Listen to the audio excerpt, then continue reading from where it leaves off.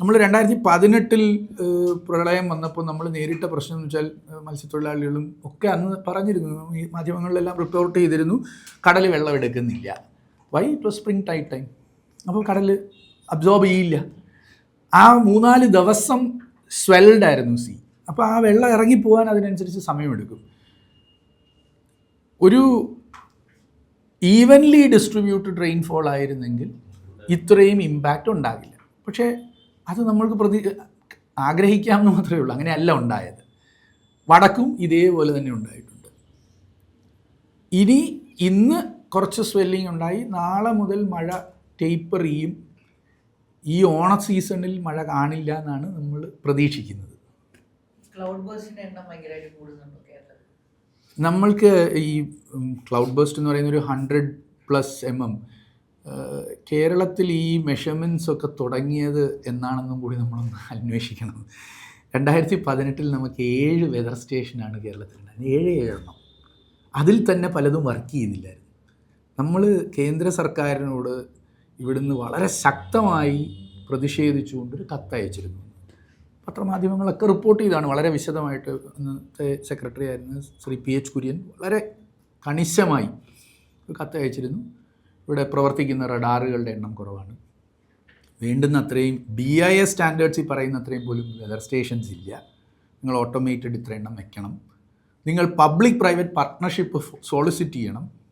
കാരണം ഇതിനൊരു ഒരു നിയമപരമായ ഫ്രെയിം വർക്കും കൂടിയുണ്ട്. അതും കൂടി മനസ്സിലാക്കിയാലേ നമ്മൾക്കിത് പൂർണ്ണമായും കാണാൻ പറ്റുള്ളൂ. കേന്ദ്ര ഗവൺമെൻറ് ചില കേന്ദ്ര ഏജൻസികളെ ഈ മുന്നറിയിപ്പുകൾ അലർട്ട് ജനറേറ്റിംഗ് ഏജൻസികളായി തീരുമാനിച്ചിട്ടുണ്ട്. അത് നോട്ടിഫൈ ചെയ്തിട്ടുള്ളൊരു കാര്യമാണ്. ഈ അലർട്ട് ജനറേറ്റിംഗ് ഏജൻസികൾ ചെയ്യേണ്ടുന്ന പ്രവർത്തനങ്ങൾ എന്തൊക്കെയാണ് എന്നും നാഷണൽ ഡിസാസ്റ്റർ മാനേജ്മെൻറ്റ് പ്ലാനിൽ അവർ പറഞ്ഞിട്ടുണ്ട്. അപ്പോൾ ഒബ്സർവേഷണൽ ഡെൻസിറ്റി വർദ്ധിപ്പിക്കുക, CWCയുടെ IMDയുടെ GSIയുടെ ഒക്കെ ജോലിയാണ്. നമ്മുടെ ജോലി എന്താണ്? അതിന് കറസ്പോണ്ടിങ് ആസ് എ സ്റ്റേറ്റ് അവർക്ക് വേണ്ടുന്ന സൗകര്യങ്ങൾ ചെയ്തു കൊടുക്കുക. അപ്പോൾ നമ്മൾ 18 ഈ കത്തെഴുതിയപ്പോൾ അന്ന് കേന്ദ്ര കാലാവസ്ഥാ വകുപ്പിൽ ഈ മെട്രിയോളജിക്കൽ മെഷർമെൻറ്റ്സിൻ്റെ ചുമതലയുണ്ടായിരുന്നത് ഡോക്ടർ മൊഹപാത്രയ്ക്കാണ്. അദ്ദേഹം ഇപ്പോൾ അവരുടെ ഡയറക്ടർ ജനറലാണ്. അദ്ദേഹം തിരിച്ച് വളരെ പോസിറ്റീവായിട്ടാണ് പ്രതികരിച്ചത്. അദ്ദേഹം പറഞ്ഞത് ഞങ്ങളൊരു 100 AWS തരാം, പക്ഷേ ഞങ്ങൾക്ക് സ്ഥലമില്ല, നിങ്ങൾ സ്ഥലം തരണം. അപ്പം നമ്മൾ ചെയ്തത് കേരളത്തിൽ ഏതാണ്ട് 225 സ്ഥലം. ഈ സ്ഥലം എന്ന് പറഞ്ഞാൽ നമുക്ക് ഈ വെതർ സ്റ്റേഷനെ എടുത്ത് നമ്മുടെ കെട്ടിടത്തിൻ്റെ മുകളിൽ വെക്കാൻ പറ്റില്ല. ഇതൊക്കെയാണ് നമ്മുടെ മിഥ്യാധാരണ. എവിടെയെങ്കിലും ഒരു കെട്ടിടത്തിൻ്റെ മുകളിലൊരു സാധനം വെച്ചാൽ അത് കേന്ദ്ര കാലാവസ്ഥാ വകുപ്പ് എടുത്ത് നാളെ മുതൽ അത് പ്രവചനത്തിന്, അങ്ങനെയൊന്നും സാധിക്കില്ല. അവർക്ക് സ്റ്റാൻഡേർഡ്സ് ഉണ്ട്. അപ്പോൾ ഏതാണ്ട് ഒരു 12 മീറ്റർ ബൈ 10 മീറ്ററുള്ള ഒരു ചതുരം വേണം. ആ ഒരു റെക്റ്റാങ്കിളിൻ്റെ അകത്താണ് ഇത് വെക്കുക. ഇത് വെക്കുമ്പോൾ അതിൻ്റെ ഒരു 25 ഡിഗ്രി ആംഗിളിൽ ഒരിടത്തും മരമോ മറ്റ് കെട്ടിടങ്ങളോ പാടില്ല. ഇത്രയും പ്രിസിഷനോടുകൂടി വെക്കുന്ന ഒരു എക്യുപ്മെൻറ്റിൽ നിന്നുള്ള ഡേറ്റ ശരാശരി 10 വർഷം കണ്ടിന്യൂസ് ആയി മെഷർ ചെയ്താലേ അവർക്ക് ആ ഡേറ്റയെ എന്തെങ്കിലും ഒരു അസസ്മെൻറ്റിന് പോലും ഉപയോഗിക്കാൻ പറ്റുള്ളൂ. ഇതൊന്നും കേന്ദ്ര കാലാവസ്ഥാ വകുപ്പ് നമ്മളോട് വാശിയുള്ളതുകൊണ്ടോ അല്ലെങ്കിൽ സംവിധാനങ്ങളോട് വാശിയുള്ളതുകൊണ്ടോ ചെയ്തതല്ല. ലോകത്തെ കാലാവസ്ഥാ നിരീക്ഷണ സ്ഥാപനങ്ങൾക്ക് WMO വെച്ചിട്ടുള്ള ചില സ്റ്റാൻഡേർഡ്സ് അതുമായി ബന്ധപ്പെട്ടിട്ടാണ്. അങ്ങനെ അവരെ ഓഫർ ചെയ്തപ്പോൾ നമ്മളൊരു 225 സ്ഥലം കണ്ടെത്തി. അതിൽ നിന്ന് അവരുടെ കൂടെ പോയി സംഘടിച്ച് പരിശോധിച്ച് ഏതാണ്ട് 100 സ്ഥലത്ത് നമ്മൾ സ്ഥാപിച്ചു. ഇപ്പോൾ 100 സ്ഥലത്ത് ഈ മെഷർമെൻറ്റ്സ് ഉണ്ട്. മുൻപ് 7 സ്ഥലത്ത് അതിൽ 3 4 വർക്ക് ചെയ്യത്തുള്ളായിരുന്നു. അപ്പോൾ 18 ശേഷം ഒരു 21 ആ കോവിഡ് കഴിഞ്ഞതിന് ശേഷമാണ് ശരിക്കും എക്യുപ്മെൻറ്റുകൾ വന്നത്.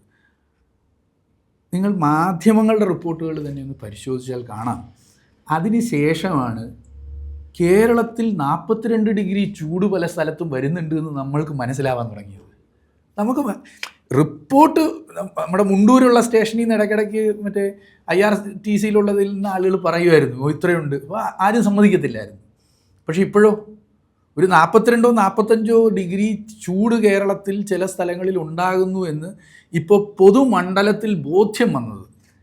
അത് അനുഭവിക്കുന്നവന് ബോധ്യമുള്ളപ്പോഴും നമ്മളുടെ സിസ്റ്റത്തിന് അത് ബോധ്യമില്ലായിരുന്നു.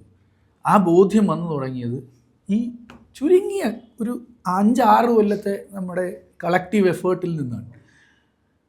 ഈ സാഹചര്യം തന്നെയാണ് ഈ ക്ലൗഡ് ബേഴ്സ്റ്റിൻ്റെ കാര്യത്തിലുള്ളത്. കേരളത്തിൽ ആദ്യമായി ക്ലൗഡ് ബേഴ്സ്റ്റ് എന്ന വലിയ ചർച്ച നടക്കുന്നത് പുല്ലൂരാമ്പാറയിൽ ഉരുൾപൊട്ടിയപ്പോഴാണ്. കോഴിക്കോട് വലിയ ഉരുളായിരുന്നു. അന്ന് നമ്മുടെ ജിയോളജിക്കൽ സർവേയിൽ ഉണ്ടായിരുന്ന ഡോക്ടർ സജിൻ കുമാർ, ഇന്ന് അദ്ദേഹം കേരള യൂണിവേഴ്സിറ്റിയിലെ അസോസിയേറ്റ് പ്രൊഫസറാണ്.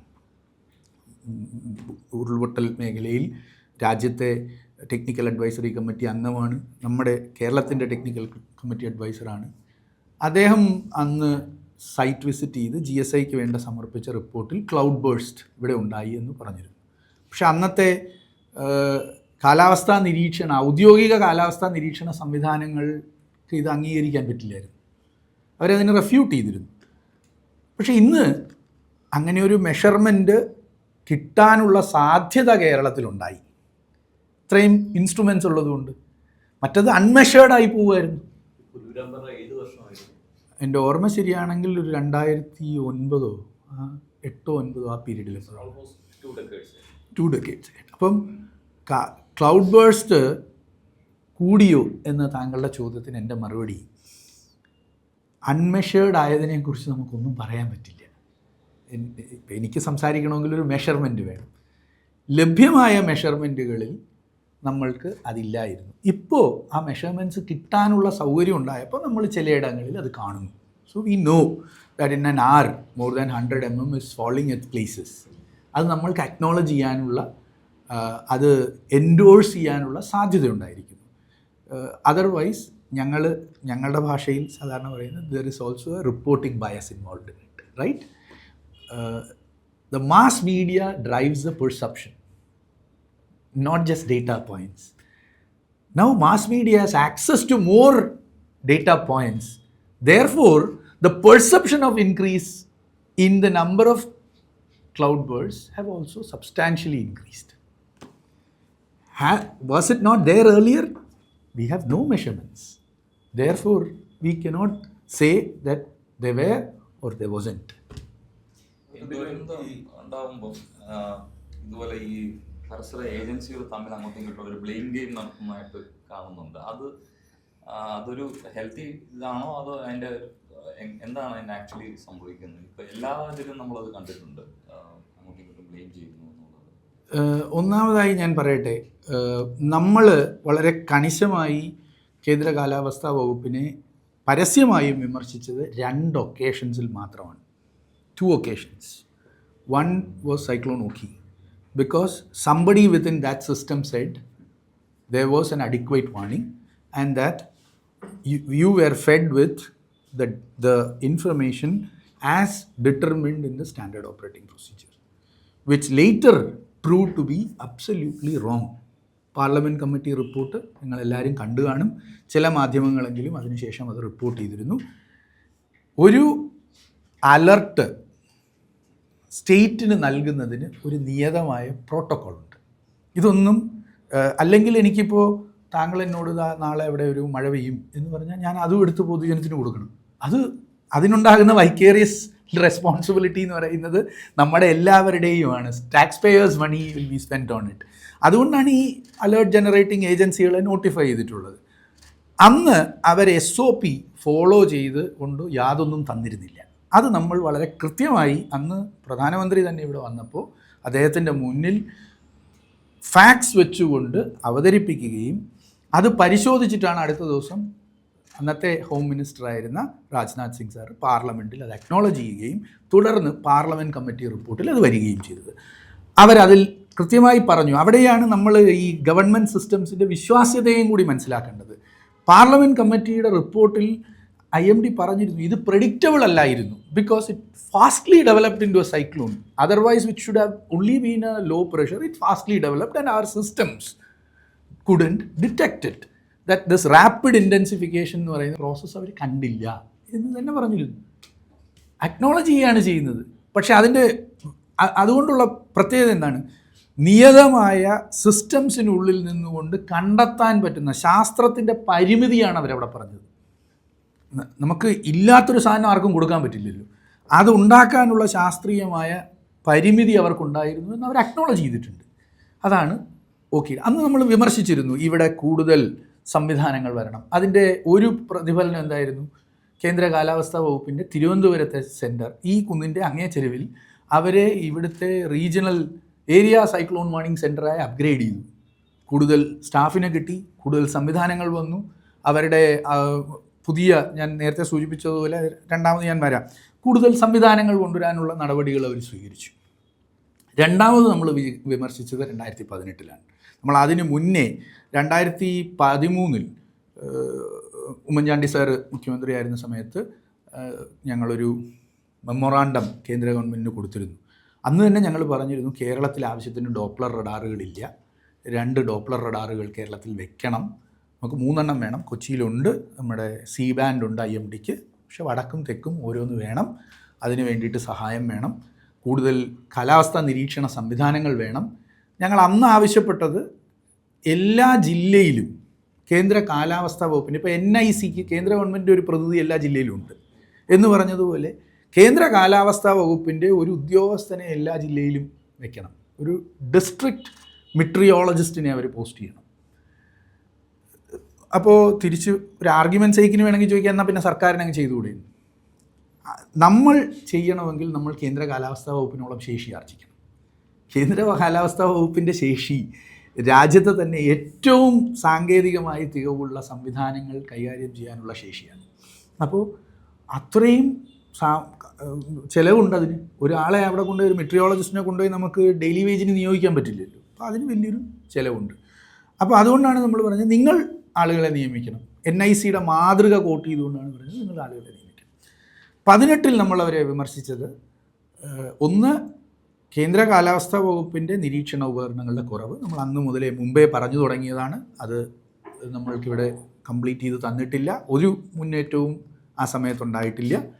2, നമ്മൾ കണ്ടത് ഒട്ടനവധി പ്രൈവറ്റ് സ്ഥാപനങ്ങൾ, അന്ന് IBM വെതർ കമ്പനി, IBMൻ്റെ ദ വെതർ കമ്പനി പോലെയുള്ള സ്ഥാപനങ്ങൾ ഒരു 3 ദിവസം മുമ്പേ ഈ മഴയുടെ തീവ്രതയെ സംബന്ധിച്ച് വളരെ കൃത്യമായി അവലോകനം നടത്തിയിട്ടുണ്ട്. അപ്പോൾ ഞങ്ങൾ ഹാൻഡ് ടൈഡാണ്. നമ്മൾക്ക് ഇതെടുത്ത് പബ്ലിക് ഡൊമൈനിൽ കൊടുക്കാൻ പറ്റില്ല. എന്നിട്ട് ആളുകളോട് പറയാൻ പറ്റില്ല ഇത് വരുന്നു. നമുക്ക് IMD പറയുന്നതിനെയല്ലേ നമ്മൾക്ക് ആക്ഷനബിൾ ആക്കാൻ പറ്റുകയുള്ളൂ. അപ്പോൾ ഈ പരിമിതിയുണ്ട്. അതുകൊണ്ട് നിങ്ങൾ ദയവായി ഈ വെതർ മേഖലയിൽ പബ്ലിക് പ്രൈവറ്റ് പാർട്ട്ണർഷിപ്പിന് പോകണം. എന്നിട്ട് അതിന് അല്ലെങ്കിൽ ഞങ്ങൾക്ക് ഗൈഡൻസ് തരണം, ഞങ്ങൾ എങ്ങനെ ചെയ്യണം. ഇപ്പോൾ ഒരു പ്രൈവറ്റ് ഏജൻസിയിൽ നിന്നൊരു ഇൻഫർമേഷൻ കിട്ടിയാൽ അല്ലെങ്കിൽ അതിന് ഞങ്ങൾക്ക് ആക്സസ് ഉണ്ടെങ്കിൽ അതെങ്ങനെ ലെജിറ്റിമേറ്റ് ആക്കാൻ പറ്റും, നിങ്ങളതൊന്ന് പരിശോധിച്ച് തരിക. കൂടാതെ ഒരുപാട് പ്രൈവറ്റ് ഏജൻസികൾക്ക് വെതർ സ്റ്റേഷൻസ് രാജ്യത്തുണ്ട്. ഇപ്പോൾ സ്കൈമെറ്റ് എന്ന് പറയുന്ന പ്രസ്ഥാനത്തിന് 10,000 കണക്കിന് വെതർ സ്റ്റേഷനുണ്ട്. അപ്പോൾ ആ വെതർ സ്റ്റേഷനിൽ നിന്നുള്ള എന്ത് തരം ഡേറ്റയെ എങ്ങനെ നമ്മൾക്ക് ഉപയോഗിക്കാം എന്നത് സംബന്ധിച്ച് ഒരു മാർഗനിർദ്ദേശം തരണം. ഈ ഗ്യാപ്പുകൾ ഐഡൻറ്റിഫൈ ചെയ്തുകൊണ്ടാണ് വളരെ വിശദമായി അന്ന് സ്റ്റഡി ചെയ്ത് PH കുര്യൻ സാർ ഒരു കത്ത് കേന്ദ്ര ഗവൺമെൻറ്റിന് കൊടുത്തത്.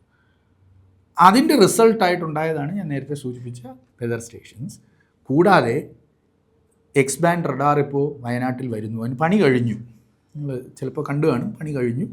ഏതാനും സമയത്തിനുള്ളിൽ അത് കമ്മീഷനിങ് ടെസ്റ്റിങ്ങിലേക്ക് പോകും. കഴിഞ്ഞ ദിവസം ഞാൻ മീഡിയ ഗ്രൂപ്പിൽ അത് ഷെയർ ചെയ്തിരുന്നു, അതിൻ്റെ പടവും അത് സംബന്ധിച്ചിട്ടുള്ള ഏറ്റവും പുതിയ സ്റ്റാറ്റസും. നമ്മൾ പഴശ്ശിരാജ കോളേജ്, അവിടുത്തെ കോളേജും അഭിവന്ദ്യനായ ക്ലിമിസ് തിരുമേനിയും തോമസ് തിരുമേനിയും നേരിട്ട് അന്ന് സമ്മതിച്ചതാണ് ഈ 30 സെൻറ്റ് സ്ഥലം നിങ്ങളെടുത്തോ ഇത് വെക്കാൻ വേണ്ടിയിട്ടെന്ന്. അങ്ങനെ ആ സ്ഥലം നമ്മൾക്ക് കിട്ടി. കേന്ദ്ര കാലാവസ്ഥാ വകുപ്പും നമ്മളും അവരുമായിട്ടൊരു MOU സൈൻ ചെയ്ത് ഇപ്പോൾ അത് പണി തീരാറായി. രണ്ടാമത്തെ ഒരെണ്ണത്തിന് വേണ്ടി കൊല്ലത്ത് അവർ സ്ഥലം ചോദിച്ചിട്ടുണ്ട്. ആദ്യം കണ്ട സ്ഥലം മതിയാകുന്നില്ല. അപ്പം ഞങ്ങൾ വേറെ സ്ഥലങ്ങൾ അന്വേഷിച്ചുകൊണ്ടിരിക്കുകയാണ് അവർക്ക് കൊടുക്കാൻ പറ്റുന്ന രീതിയിൽ. അപ്പോൾ ഈ മുന്നേറ്റങ്ങളെല്ലാം ഉണ്ടായിട്ടുണ്ട്. നമ്മൾ അവരെ ബ്ലെയിം ചെയ്തിട്ടില്ല. നമ്മൾ ഒരിക്കലും ബ്ലെയിം ചെയ്തിട്ടില്ല. അറ്റ്ലീസ്റ്റ് SDMAയുടെ കാര്യത്തിൽ ഞങ്ങൾ ഒരിക്കലും ബ്ലെയിം, നമ്മൾ അവരോട് അവരുടെ പരിമിതികൾ ചൂണ്ടിക്കാണിക്കാനാണ് ശ്രമിച്ചിട്ടുള്ളത്. ആ പരിമിതികൾ പരിഹരിക്കുന്നതിന് വേണ്ടി എന്തൊക്കെ സഹായം നമ്മളുടെ അടുത്തുനിന്ന് വേണോ അതെല്ലാം നമ്മൾ അവർക്ക് കൊടുത്തിട്ടുണ്ട്. സ്ഥലം എടുത്തു കൊടുക്കണമെന്ന് റിക്വസ്റ്റ് ചെയ്തപ്പോൾ അത് ചെയ്തു. ഈ റഡാർ പണിയുന്ന സമയത്ത് അവർക്ക് ചില ബുദ്ധിമുട്ടുകൾ ഉണ്ടായിരുന്നു, ചില സാമ്പത്തിക കാര്യങ്ങളിൽ. അതിന് DG തന്നെ ഞങ്ങൾക്ക് കത്തെഴുതി, ഞങ്ങൾ ആ പ്രശ്നം പരിഹരിച്ചു. അപ്പോൾ ഈ സംവിധാനങ്ങൾ തമ്മിലുള്ളത് വളരെ ഊഷ്മളമായൊരു ബന്ധമാണ്. ഞങ്ങൾക്ക് സംസ്ഥാന ദുരന്ത നിവാരണ അതോറിറ്റി എന്ന് പറയുന്ന ഒരു ചെയിനിൻ്റെ 2ാം ഘടകമാണ്. അതിന് 3ാം ഘടകം ജില്ലാ ദുരന്ത നിവാരണ അതോറിറ്റികൾ. ആദ്യത്തെ ഘടകം ഈ അലേർട്ട് ജനറേറ്റിംഗ് ഏജൻസികൾ തന്നെയാണ്. അവർക്കാണ് സാങ്കേതികമായി ഇതാണ് ഇനി വരാൻ പോകുന്ന ഒരു ദുരന്ത സാഹചര്യം സൃഷ്ടിക്കപ്പെടുന്നെങ്കിൽ അതിൻ്റെ മാഗ്നിറ്റ്യൂഡ്, അതിൻ്റെ ഫ്രീക്വൻസി പറയാൻ പറ്റുന്ന അവർക്ക്. നിരീക്ഷണ സംവിധാനങ്ങൾ വന്നു. ഞാൻ അതിൻ്റെ ഒരു ടൈം ലൈൻ പറഞ്ഞല്ലോ. ഒരു കഴിഞ്ഞ 4-5 കൊല്ലത്തിനിടയിൽ കൂടുതൽ നിരീക്ഷണ സംവിധാനങ്ങൾ വന്നു. ഈ നിരീക്ഷണ സംവിധാനങ്ങളെ വേണ്ട വിധം കാലാവസ്ഥാ പ്രവചനത്തിലേക്ക് സ്വാംശീകരിക്കേണ്ടതുണ്ട്. അതിനും ഞാൻ ഒരു പരിമിതി പറഞ്ഞിരുന്നു. ഒരു 10 വർഷം ഒരു സ്ഥലത്ത് തന്നെ അത്തരം നിരീക്ഷണങ്ങൾ നടന്നാലേ അവർക്കത് ശരിക്കും അസിമുലേറ്റ് ചെയ്യാൻ പറ്റുള്ളൂ. അതുപോലെ ഇപ്പോൾ ഈ LLM മോഡൽസൊക്കെ വന്നപ്പോൾ അവർ ചില കേന്ദ്ര കാലാവസ്ഥാ വകുപ്പ് ചില രീതികളിൽ അതിനെ ഉപയോഗിക്കുന്നുണ്ട് എന്ന് നമ്മൾക്കറിയാം. അത് എത്ര ആഴത്തിലാണ് അവരത് ഉപയോഗിക്കുന്നത് എന്നുള്ളത് അവരോട് തന്നെ ചോദിക്കേണ്ടി വരുന്നതാണ്. ഞങ്ങൾ ആ മോഡലിംഗ് ഡൊമെയിനിൽ ഇറങ്ങി വർക്ക് ചെയ്യുന്ന ഒരു ഏജൻസി അല്ല. ഒരു പ്രധാനപ്പെട്ട വ്യത്യാസം ഇപ്പോഴുണ്ടായിട്ടുള്ളത്, മഴ പെയ്യും എന്നവർ പറഞ്ഞിട്ടുണ്ടെങ്കിൽ ആ മഴയുടെ തോത് ഏറെക്കുറെ റിയലൈസ് ചെയ്യുന്നുണ്ട്. ഇച്ചിരി കൂടിപ്പോകുന്നു എന്ന ആക്ഷേപമാണ് നമ്മൾക്കിപ്പോൾ ഉള്ളത്. പക്ഷേ മഴയുടെയും കാറ്റിൻ്റെയും തോത് റിയലൈസ് ചെയ്യാൻ തുടങ്ങിയിരിക്കുന്നു. അത് നമ്മൾക്ക് പെർസീവബിൾ ആയിരിക്കുന്നു. ഇപ്പോൾ തന്നെ ഓറഞ്ച് അലേർട്ട് ഉണ്ടായിരുന്നു നമ്മൾക്ക് 31-ാം തീയതി. ഓറഞ്ച് അലേർട്ടിനും അപ്പുറം റെഡ് അലേർട്ടിനും വളരെ മുകളിലുണ്ട്. റെഡ് അലേർട്ടിൻ്റെ ക്രൈറ്റീരിയയിൽ നിന്നും ഒരു 100 മില്ലിമീറ്റർ മുകളിൽ മഴ പെയ്തു എന്നതാണ് നമ്മളുടെ ബുദ്ധിമുട്ട്. കാരണം അത് റിഫ്ലക്റ്റ് ചെയ്തത് മൂഴിയാർ ഡാമിലാണ്. എന്നാൽ അതിന് തൊട്ടു മുകളിലുള്ള പമ്പയിൽ 1 അടി പോലും വെള്ളം കൂടിയിട്ടില്ല, 1% പോലും വെള്ളം കൂടിയിട്ടില്ല. അപ്പോൾ ഇത്തരം സംവിധാനങ്ങൾ മെച്ചപ്പെട്ടുകൊണ്ട് തന്നെ ഇരിക്കുകയാണ്. എന്താണ് ഏറ്റവും നല്ല സംവിധാനം, എപ്പോഴാണ് നമ്മൾക്കിത് ഇതിലെ ഇൻവെസ്റ്റ്മെൻറ്റ് നിർത്താൻ പറ്റുക? അങ്ങനെയൊരു സാഹചര്യമില്ല. അങ്ങനെ ഒരു ഫൈനൈറ്റായ റിസൾട്ട് ഇതിനില്ല. It has to be constantly invested on, constantly upgraded on. Unpredictable ആണെന്ന് പറയുന്നത് പെട്ടെന്ന് മഴ വരുന്നത്. അപ്പം ഈ IMDയുടെ സംവിധാനത്തിൽ ഈ മെഷർ ചെയ്യുന്നതും അത് റിപ്പോർട്ട് ചെയ്യുന്നതും അതിൻ്റെ ആ ഒരു സ്പീഡ് മതിയോ, അതല്ലെങ്കിൽ ആ ഒരു റെസ്പോൺസ് ടൈം അങ്ങനെ മതിയോ എന്നുള്ള. ഇപ്പോൾ ഒരു ദിവസത്തിൽ 2 തവണ ചെയ്യുന്നു, അത് വളരെ റിയൽ ടൈമിൽ വേണ്ട ഒരു സംഗതിയല്ലേ? നമ്മൾക്ക് ഇതും നമ്മൾ ഫ്രെയിം വർക്ക്സിൽ കാണണം. There is A 5-day forecast. എല്ലാ ദിവസവും ഉച്ചയ്ക്കാണത് സെർട്ടണിറ്റിയോടുകൂടി വരുന്നത്. പിന്നെ വൈകിട്ടും രാവിലെയും റാപ്പിഡ് സിസ്റ്റംസ് ഉള്ള സമയത്താണെങ്കിൽ എവറി 3 hours അവർ district wise colour coded forecast തരും. ഇതൊരെണ്ണം. മറ്റൊന്ന് നൗകാസ്റ്റാണ്. Every 3 hours you get a nowcast about an area, district, saying that some places. അതിൽ പല കോയിനേജുകളുണ്ട്. ഐസൊലേറ്റഡ് പ്ലേസസ്, മോസ്റ്റ് ലൈക്ലി, ഇങ്ങനെ കുറേ കോയിനേജസ് ഉണ്ട്. ഈ അബ്രീവിയേഷൻസും കോയിനേജസും നമ്മൾ ട്രാൻസ്ലേറ്റ് ചെയ്ത് മലയാളത്തിൽ ഓറഞ്ച് ബുക്കിൽ കൊടുത്തിട്ടുണ്ട്. So in an explainer you will be able to read through that and understand very in plain language. അപ്പോൾ ഈ സംഗതികൾ ഉണ്ടാകുന്നത് അപ്പോഴുള്ള മഴയുടെ റിയൽ ടൈം ഫീൽഡ് മെഷർമെൻറ്റ് മാത്രം വെച്ചിട്ടല്ല. There is a radar which looks at it. അതുകൊണ്ടാണ് ആ റഡാറിൻ്റെ എണ്ണം കൂട്ടണം എന്ന് നമ്മൾ 13 മുതൽ ആർഗ്യൂ ചെയ്തുകൊണ്ടിരുന്നത്. കാരണം റഡാറാണ് ഒരു 15 മിനിറ്റിൽ സ്കാൻ ചെയ്ത് ഈ റെയിൻ ഫോമിങ് ക്ലൗഡ്സ് ഉണ്ടോ എന്ന് നമ്മൾക്ക് അറിയിക്കാൻ പറ്റുന്ന ഒരു സാധനം. നമ്മളുടെ ഫീൽഡിലുള്ള വെതർ സ്റ്റേഷനിൽ നിന്നുള്ള മെഷർമെൻറ്റ് ഏറ്റവും ചുരുങ്ങിയത് ഈ ഡേറ്റാ സെൻറ്ററിൽ എത്താൻ, അത് പൂനെയിലുള്ള ഡേറ്റാ സെൻറ്ററിലോ അല്ലെങ്കിൽ എവിടെ ഡേറ്റാ സെൻറ്റർ വെച്ചാൽ ഇപ്പോൾ ഇവിടെ ഇരിക്കുന്ന വെതർ സ്റ്റേഷനിൽ നിന്ന് ഇവിടെ ഡേറ്റ എത്താൻ ആ മഴ റിയലൈസ് ചെയ്ത് കഴിഞ്ഞാലേ പറ്റുള്ളൂ. അപ്പോൾ ആ ഡേറ്റ ഒരു മോഡലിലേക്ക് കൊണ്ടുപോകുമ്പോൾ അതിന് അടുത്ത നൗകാസ്റ്റിന് വേണ്ടിയല്ലേ അത് ഉപയോഗിക്കാൻ പറ്റുള്ളൂ. അപ്പോൾ പെയ്യാൻ പോകുന്ന മഴയെക്കുറിച്ച് പറയാൻ പറ്റത്തില്ലല്ലോ. അവിടെയാണ് ഈ റാപ്പിഡ് ഇൻറ്റൻസിഫിക്കേഷൻ്റെ പ്രത്യേകത. നമ്മൾക്ക് 31 കേസ് മാത്രം ഒന്ന് എടുക്കാം. ഈ 31-ാം തീയതിയിലത്തെ കേസ് 11:52 നമ്മൾക്ക് CBയിൽ റെഡ് അലേർട്ട് വന്നു. അത് നമ്മൾ ഇഷ്യൂ ചെയ്തിട്ടുണ്ട് മെസ്സേജായിട്ട്. അപ്പോൾ മെസ്സേജ് ഡെലിവറിയിലൊക്കെ ചില ഡിലേ ഒക്കെ ഉണ്ട്, അതൊക്കെ ഞാൻ അതിലേക്ക് വരാം. പക്ഷേ 11:52 ഇത് ഇഷ്യൂ ചെയ്യുമ്പോൾ മഴ ആരംഭിച്ചിട്ടേ ഉള്ളൂ. അടുത്ത 3 മണിക്കൂറിൽ 300 മില്ലിമീറ്റർ റെയിനാണ് വന്നത്. ഈ റെയിൻഫോൾ ഞാൻ നേരത്തെ പറഞ്ഞ ഒരു പീക്കാണ്. ഈ റെയിൻഫോൾ വന്ന് അതിൻ്റെ ഏറ്റവും കൂടുതൽ ജലം വന്ന മൂഴിയാർ അണക്കെട്ടെടുത്താൽ, നിങ്ങളുടെ ഗ്രൂപ്പിൽ ഞങ്ങൾ ഷെയർ ചെയ്യുന്ന ഗ്രൂപ്പിലുണ്ട്, അന്നത്തെ water level was only 60%. As such that dam is A very small dam, it can be operated any time. അങ്ങനത്തെ 6 ഡാമുകളുണ്ട്, അതിന് നോട്ടിഫൈ ചെയ്തിട്ടുണ്ട്. അത് ഏത് സമയം തുറക്കാം. അതിന് താഴെ ജീവിക്കുന്ന വേറൊന്നും നമുക്ക് പറയാനില്ല. അത് അടച്ചിട്ടാൽ അത് പൊട്ടി വന്നിട്ട് ചിലപ്പോൾ ആലപ്പുഴ വഴി അങ്ങ് പോകും. അത്രയും വെള്ളം, വലിയ ഫ്ലഡ് വേവ് ഉണ്ടാകും. അതുകൊണ്ട് അത് തുറക്കുക എന്നത് മാത്രമേ ഉള്ളൂ ഈ KCBയുടെ മുമ്പിലെ പരിഹാരം. അതുകൊണ്ടാണ് അവർ ഓപ്പറേഷൻ മാനുവലിൽ അങ്ങനെ എഴുതിയിരിക്കുന്നത്. അതാണ് നമ്മൾ ഓറഞ്ച് ബുക്കിലും റിഫ്ലക്റ്റ് ചെയ്തിരിക്കുന്നത്. പക്ഷേ 60% നിന്ന് ഇത് തുറന്നു വിടേണ്ട അളവിലേക്ക് വെള്ളം റാപ്പിഡായിട്ട് റൈസ് ചെയ്യുക എന്ന് പറഞ്ഞാൽ അത്രയും വെള്ളം അവിടെ വന്നു എന്നാണ്. ഈ വിൻഡോയിൽ എന്തുകൊണ്ട് ഇത് കണ്ടില്ല എന്നതാണ് കേന്ദ്ര കാലാവസ്ഥാ വകുപ്പിനോട് കഴിഞ്ഞ യോഗത്തിൽ നമ്മൾ ചോദിച്ചിരുന്നു, സ്റ്റേറ്റും ചോദിച്ചിരുന്നത്. അന്ന് അവർ പറഞ്ഞത് ഇത് മോഡൽസ് ആവറേജ് ചെയ്ത് കളയും ഇങ്ങനെയുള്ള കാര്യങ്ങൾ. ഇങ്ങനൊരു സാഹചര്യം ഉണ്ടെങ്കിൽ പലപ്പോഴും അത് ഔട്ട്ലയേഴ്സായിട്ട് കണ്ട് ആവറേജ് ചെയ്ത് കളയും. 10-26 മോഡലുകളുടെ എൻസെമ്പിൾ എടുത്തിട്ടാണ് വർക്ക് ചെയ്യുന്നത്. ഈ മോഡലുകൾ പലപ്പോഴും ഇത് ആവറേജ് ചെയ്ത് കളയും. അപ്പോൾ മഴ പൊതുവിൽ വളരെ കൂടുതലായിരിക്കും എന്ന് പറയുമ്പോഴും ഈ തീവ്രമായ ഒറ്റപ്പെട്ട ഇത്തരം മഴ ആ പ്രവചന സംവിധാനത്തിൽ കിട്ടില്ല. ആകെ കിട്ടുന്നത് റഡാറിലാണ്. റഡാറിൽ കിട്ടി 15 മിനിറ്റിനുള്ളിൽ ഇത് പ്രോസസ്സ് ചെയ്ത് അലർട്ട് പോകുമ്പോഴത്തേക്കും അവിടെ മഴ റിയലൈസ് ചെയ്ത് കഴിഞ്ഞു.